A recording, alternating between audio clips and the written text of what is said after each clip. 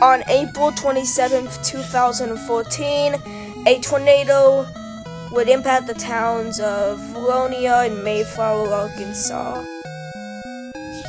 This tornado would become one of the most infamous tornadoes in Arkansas's history, and we'll get into its controversy around this documentary. This is the story of the Mayflower-Vilonia tornado. Oh, and by the way, before we start the documentary, this documentary took a while to make, and I hope you guys enjoyed, so let's get into it.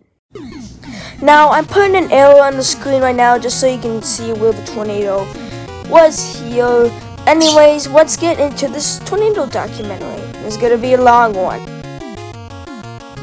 The tornado would start off near the town of Northport, Arkansas. It was a weak tornado. However, like most tornadoes, the tornado would quickly gain strength, reaching EF3 intensity near the town of Mayflower, Arkansas. The tornado would quickly grow into an EF4 tornado, and then it would strike the town of Mayflower, Arkansas. Here is some footage of it right now. This is really just this is some news coverage of the tornado. Up right over Lake Maumelle right now, and it continues to move toward the Arkansas River right between Maumelle and Mayflower. So if you're in those vicinities, you need to move to a safe place immediately. That is... Yeah, there are several developments out there to the west of Pinnacle Mountain, both on the south and the north side of the east end of Lake Maumelle.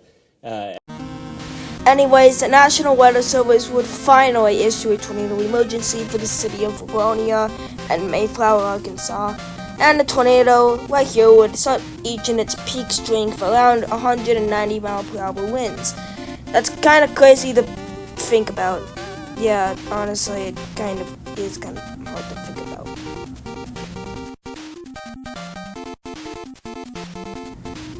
Anyways, the tornado would now be starting to get into residential areas, and this is where it would start reaching its peak strength.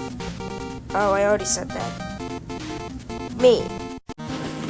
The tornado would now be crossing into Vilonia, Arkansas, which is where it would peak its intense strength.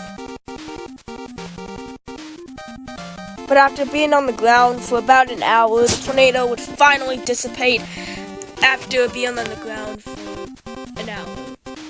I already said that. After the tornado dissipated, the tornado was rated as an EF4 with estimated wind speeds of 190 miles per hour.